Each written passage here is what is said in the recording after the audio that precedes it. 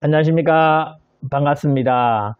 조물주 위에 건물주라는 말이 있습니다. 누구나 다 이 건물주가 되고 싶은 그런 소망, 욕망을 가지고 있죠. 우리 로망이 이 골프를 탁 치고 있는데 핸드폰에 임차료 500만원 들어왔습니다 하고 띵동 하는 소리 들으면 참 기분이 좋겠죠. 이런 소망을 누구나 다 이렇게 가지고 있습니다. 그러면 우리가 이 건물주가 이렇게 돼야 되는데, 이 건물주가 되기 위해서는 기본적으로 알고 있어야 되는 것이 많이 있습니다. 그의 대표적인 것이 이 점유이전 금지 가처분인데요. 우리가 임대를 줬을 때 결국 임차료가 잘 들어오면 아무 상관이 없습니다. 근데 임차료가 안 들어와요. 그런데 이 사람이 또 안 나가네. 그러면 결국 해야 되는 것이 뭐냐? 명도 소송을 해야 한다는 거죠. 임차료 안 들어오는 원룸 같은 경우에 갈려다 보면 정말 속이 터집니다. 그래서 어떤 분들은 이런 경우 당하면 절대 원룸 하지 마 이렇게 이야기해요. 그런데 저는 원룸을 하라고 이렇게 말씀드립니다. 지금 가격이 많이 다운됐기 때문에 지금 사놓으시면 괜찮습니다. 그래서 과감하게 투자하라고 이렇게 말씀드려요. 그래서 알고 대처하면 쉽게 할 수 있다는 겁니다. 그래서 이 명도 소송을 진행할 때 결국 하는 것이 뭐다? 점유이전 금지 가처분입니다. 그리고 우리가 경매하다 보면 마지막에 마무리 짓는 것이 명도입니다. 명도, 경매의 가장 꽃은 뭐다? 명도다. 그래서 명도를 잘 마무리하게 되면 수익이 극대화되고, 명도를 잘못하게 되면 수익이 굉장히 적어지는 이런 상황이 벌어지게 됩니다. 그래서 인도명령을 신청하고 결국 그와 같이 동시에 하는 것이 이 점유이전 금지 가처분인데요. 이 점유이전 금지 가처분을 어떻게 신청하고 또 어떻게 진행이 되며 여기에 대한 대처 방법이 무엇인지 제가 실제로 부동산을 하면서 점유이전 금지 가처분 집행을 당한 사례를 중심으로 해서 알아보는 시간을 갖도록 하겠습니다. 저는 수동대학교와 영남理공대 평생교권 경매과정과 실전투자과정 경매학원을 운영하면서 매일경제 시어포럼 강사 및 한의대 겸임교수를 하고 있는 서기현 김동수 박사입니다. 저는 정규과정을 369, 12 해서 올 초에 개강을 하고 있습니다. 필요하신 분 있으면 연락하시고요. 그리고 맥 잡는 실전 경매 교재를 중심으로 하는데, 이 교재는 PPT로 해가지고 핵심을 중심으로 해서 요약을 정확하게 해놨습니다. 그래서 많은 분들이 잘 만들었다라고 이야기해요. 필요하신 분 있으면 연락하시면 되겠습니다.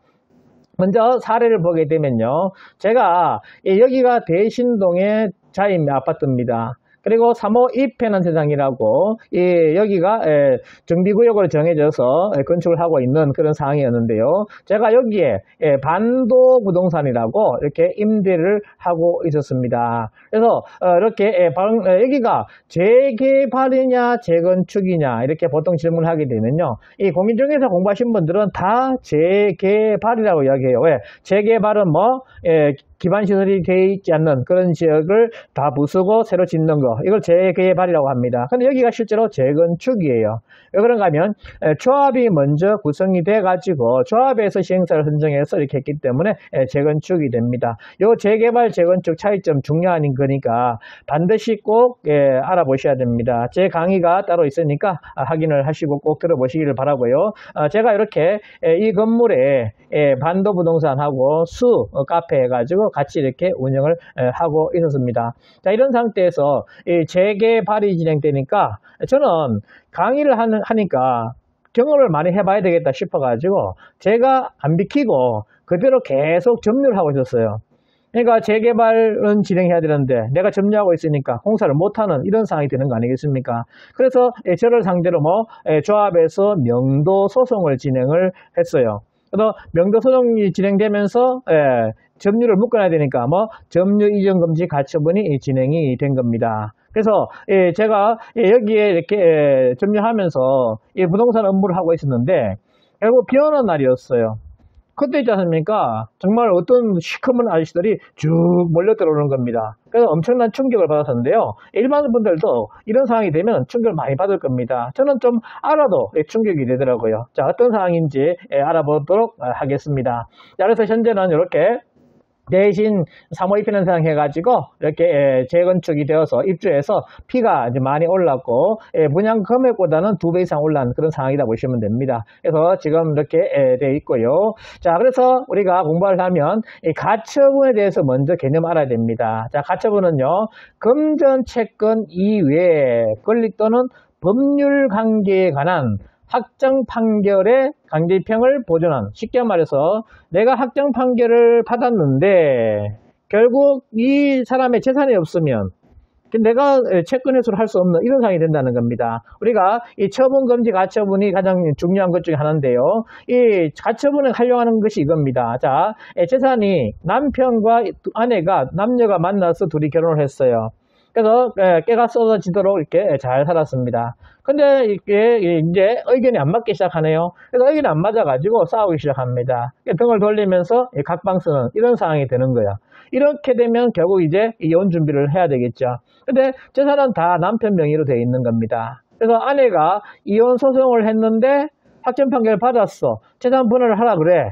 그렇지만 남편이 이 재산을 다 다른 사람한테 매달게 해가지고 은닉해 놔버리면 결국 받을 수 없는 상황이 됩니다. 우리 여성가족부에서 뭐 해체한다 안 한다 말들이 많았는데 해체 안 당하기 위해서 본인들이 했던 것이 뭐냐, 취적을 이야기할 거 아닙니까? 그때 한 것이 뭔가 하면 이혼했는데 남편이 양육비를 주지 않는 그런 사례가 너무나 많다는 겁니다. 그래가지고 이분들의 명단을 공개하고 해외 못 나가게 딱 막는 이런 것들을 했다라고 취적으로 세우시더라고요. 왜? 이런 사례가 굉장히 많기 때문에 그렇다는 겁니다. 어떤 경우는요, 제자분 중에요, 이 남편이 프랜차이즈도 하고 정말 잘 나가는 남편이었습니다. 근데 이제 돈이 생기다 보니까 남편이 바람이 났네요. 그래서 이혼 소송을 딱 해서 남편의 재산을 파악해 보니까 이 프랜차이즈가 다른 사람 명의로 돼 있는 겁니다. 결국 시어머니 명의로 돼 있어가지고 이 재산 분할을 못하는 이런 상황이 벌어지더라고요. 그래서 우리가 평상시에 잘 알고 대처해야 되지 모르면 이렇게 당할 수밖에 없다는 겁니다. 아는 만큼 재산을 지킬 수 있다는 것 꼭 명심을 해야 되겠습니다. 그리고 이 가처분 중에 부동산에서는 굉장히 중요한 것이 점유 이전 금지 가처분이 굉장히 중요해요. 그래서 이 점유 이전 금지 가처분에 대해서 상세하게 알아보게 되면요, 이 점유 이전 가처분은 명도 소송과 동시에 또는 명도 소송 이전에 아니면 부동산 경매에서는 인도명령 신청 후에 진행하는 것으로서 점유자가 목적물의 인적, 사람이죠. 그리고 물적, 동산이죠. 현상을 본 집행 시까지 현 상태대로 그대로 유지하는 것을 우리는 보존처분이라고 합니다. 그래서 이 보존처분의 대표적인 것이 가압류가 있고 가등기가 있어요. 그래서 요거에 대해서는 따로 강의해놨으니까 보존처분에 대해서 반드시 꼭 알고 계시면 재산을 지키는데 굉장히 도움이 많이 됩니다. 공부하시기 바랍니다. 자, 보존처분은 이렇게 이 사람, 이 갑을 상대로 해서 내가 소송을 한다는 겁니다. 근데 갑이 소송 중간에 있지 않습니까? 아니면 확정 판결을 났을 때 강제 집행하기 전에 이렇게 점유자를 을로 바꿔버리면 결국 강제 집행을 못하는 이런 상황이 벌어지게 됩니다. 그래서 이 점유를 딱 묶어놔야 되겠죠. 이거 묶어놓는 것이 뭐다? 이 점유 이전 금지 가처분입니다. 그래서 이렇게 딱 묶어놓게 되면 이 바이러스가 우리가 닥터 캡슐 해가지고 강구하잖아요. 이 바이러스가 침몰 못하도록 이 을이 이렇게 못 가져가더라도 대항이 없는 이런 상황을 만들도록 하는 것이 이 점유 이전 금지 가처분이에요. 이렇게 가처분 되더라도 이전할 수 있습니다. 이전했지만 나중에 무효가 된다 뿐이지 우리나라 법은요, 신청하면 그대로 받아줍니다. 책임은 네가 지라 이렇게 됩니다. 그래서 내가 공부하지 않으면 국가에서 법이 절대로 지켜주지 않는다 하는 것을 꼭 명심하시기 바랍니다. 법 입장에서는 그런 거예요. 법을 이렇게 만들어놨는데 네가 왜 몰랐어 하는 그런 주의입니다. 그렇기 때문에 내가 아는 만큼 내 재산을 지킬 수 있다 하는 것을 꼭 명심을 하시기를 바라요.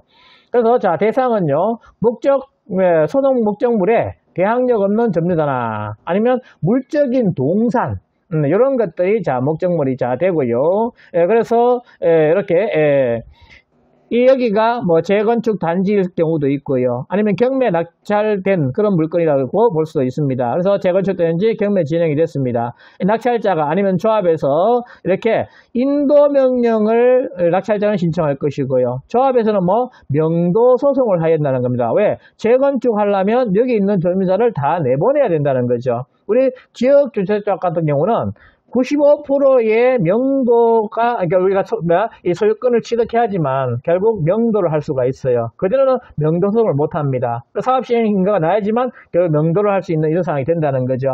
그래서 이렇게 명도 소송을 아니면 인도명령을 냈는데 실제로 강제 집행을 하려고 집행관이 가니까 점유자가 갑이 아니고 을로 돼 있는 겁니다. 그럼 어떻게 해요?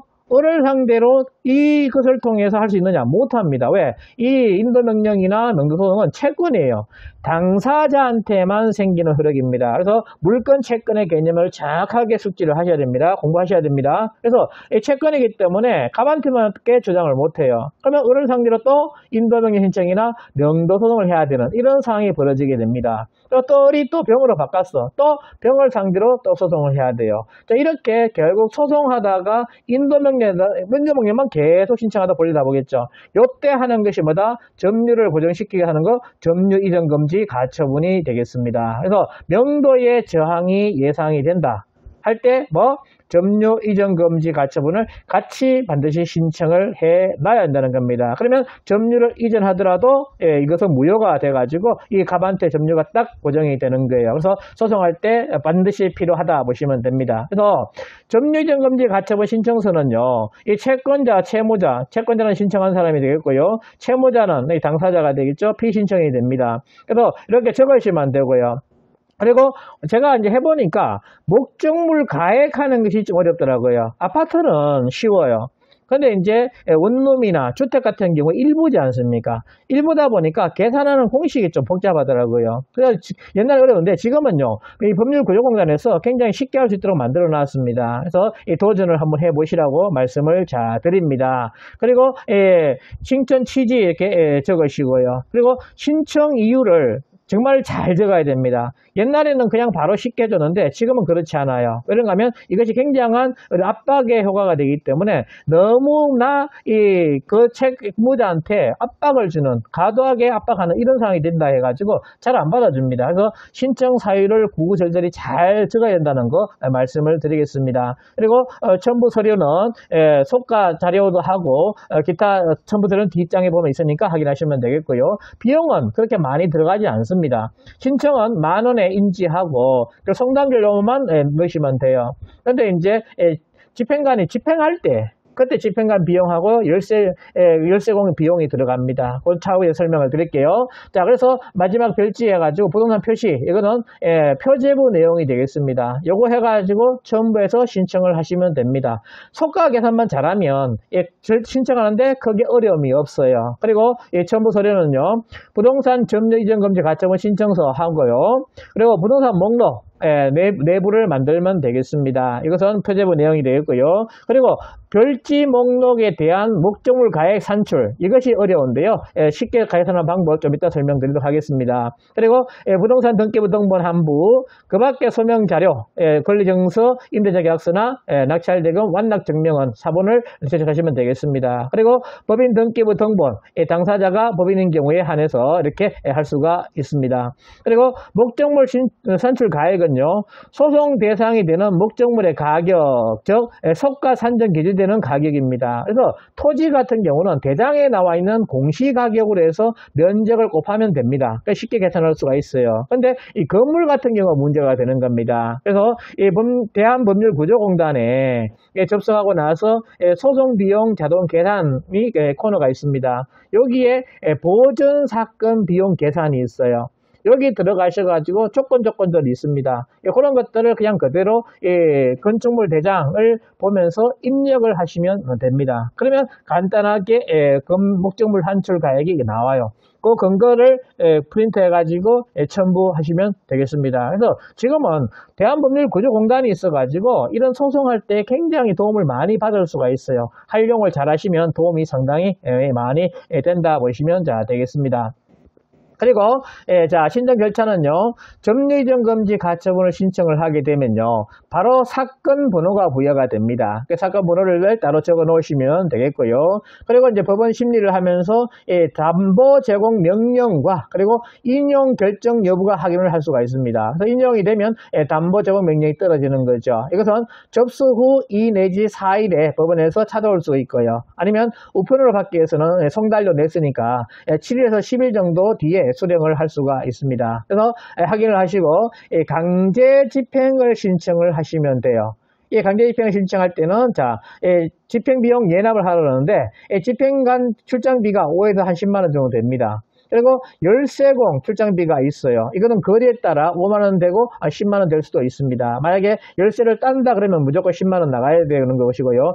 거리가 좀 멀면 15만 원까지 나갈 수도 있다는 거 참고하시면 되겠습니다. 그래서 예납을 하고요. 그리고 하면 집행일자가 집행고시가 됩니다. 이때 신청자는 채권자가 되겠죠. 2명의 정인을 데리고 가져야 됩니다. 저는 이제 같이 학원을 운영하고 있으니까 제자분들 한 분이 예고를 한다 그러면 다른 분한테 공부하는 차원에서 어떻게 진행되는지 한번 보는 것이 좋다. 가서 밥 좀 얻어 드시고 신청자한테는 밥을 좀 사라 그럽니다. 밥 좀 먹으면서 그런 것들 보시고 하면 굉장한 시각적인 교육이 되기 때문에 꼭 가서 한번 보라고 이렇게 말씀을 드려요. 그래서 상부상조에 대해 한다 이렇게 보시면 되겠습니다. 그래서 집행 절차는요. 집행 일심이 장소 공지가 되면요. 이때 자 신청자는 뭐 이 2명의 정인을 데려가야 되고요. 그리고 집행관은 열쇠공을 대동해서 와요. 그러면 5명이 생긴다는 거죠. 자, 집행관하고 열쇠공, 그 다음에 신청자, 그리고 정인 2명 이렇게 오게 됩니다. 정인 2명이 필요한 이유는 뭔가 하면요. 원래 집행관 얘기해 보면 집행관은 강제로 개문해서 물건지에 들어가가지고 집행할 수 있는 권한이 있는데요. 이렇게 하다 보니까 여러 가지 문제가 발생하는 겁니다. 왜? 집행하고 왔는데 나중에 우리 집에 금송아지 나왔는데 없어졌다 하는 이야기입니다. 아니면 여자분 혼자 있었는데 내가 성폭행 당했다. 이렇게 돼버리면 이거는 뭐 집행의 문제가 아니고 형사적인 곤욕을 치르는 이런 상황이 되기 때문에 그런 걸 방지하려고 정인 2명이 필요한 거예요. 그리고 실제로 집행을 좀 많이 안 하는 이유가 있지 않습니까? 저번에 경남에서 이 온풍기를 비닐하우스에 설치했어요. 근데 이제 농사가 너무 힘드니까 결국 온풍기 가격을 지불을 못한 겁니다. 그래가지고 온풍기 업자가 강제 집행을 신청을 한 그런 상황인 거죠. 압류하러 갔어요. 갔는데 이 농업인이 화가 나가지고 이 낫을 가지고 그냥 휘둘러서 결국 온풍기 업자는 현장에서 적사해 버렸습니다. 그리고 집행관은 구사일생으로 도망쳐서 이렇게 살았어요. 이런 문제가 있다 보니까 집행관님들이 열심히 좀 강력하게 하는 것을 꺼려해요. 명도 저항이 있으면 발뺌을 쫙 하십니다. 그래서 왜 집행관은요, 이 법원에서 10년 이상 근속하신 분들 중에 명예퇴직을 하시고 사업자를 내서 지방법원장과 계약을 해가지고 하는 것이 집행관이에요. 그러다 보니까 이분들은 뭐 보통 3에서 한 5년 정도 이렇게 하게 되는데 열심히 좀 하기가 그렇죠. 그래서 저는 정말 열심히 할 수 있는 법원 직원이 하는 것이 안 맞겠나 라고 생각을 합니다. 그래서 제가 논문 주제로 잡았던 주제가 하나가 요겁니다. 그래서 집행관 제도를 법원 정식 직원으로 해가지고 이런 것들을 강력하게 할 수 있도록 했으면 좋겠다. 왜? 모든 책임을 낙찰자한테 이 신청자한테 전가시키는 이런 상황이 되니까 좀 안타까워서 그런 논문 주제로 잡아봤습니다. 자, 그래서 이렇게 5명이 오게 돼요. 그리고 집행물건에 와가지고 자 노크를 합니다.